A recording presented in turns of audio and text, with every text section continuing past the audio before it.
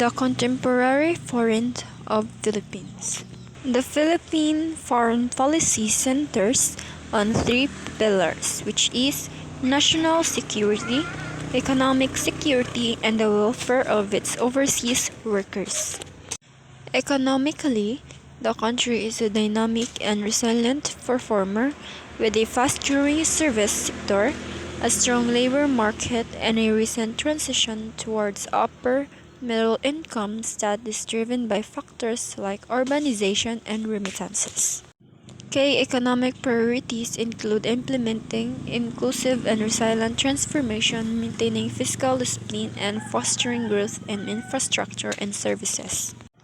Contemporary foreign policy, which is pillars. The foreign policy is based on three main pillars: preserving national security, promoting economic security, and protecting the rights and interests of Filipinos abroad. Constitutional basis. The 1987 Constitution mandates an independent foreign policy and renounces war as an instrument of national policy. Recent development. The Philippines is strengthening its partnership in the Indo-Pacific region, notably with the US and Japan, to promote peace, stability, and economic prosperity.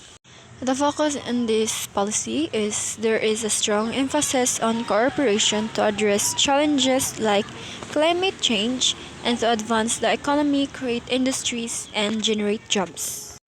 Here we go for the contemporary economic condition of the Philippines. Growth and performance. The Philippines is one of the fastest growing economies in East Asia, with no GDP growth rate of 5.6% in 2024. Projections indicate a continued strong performance with a target of 6 to 8% growth for the period of 2025 to 2028. Drivers of growth. Key drivers include strong consumer demand, a robust labor market, a large and young population, urbanization, and substantial remittances from overseas workers.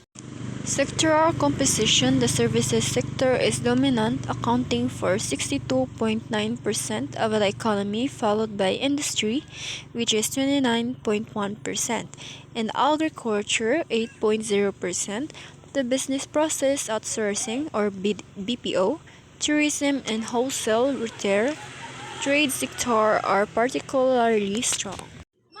Government priorities. The government is focused on inclusive and resilient economic transformation with goals to achieve lower unemployment, accelerated poverty and reductions, and also manageable debt levels. Investment of the Philippines. Foreign investment continues to grow, reflecting confidence in the country's macroeconomic fundamentals. The government is also prioritizing public infrastructure spending to support economic development. Poverty and inequality.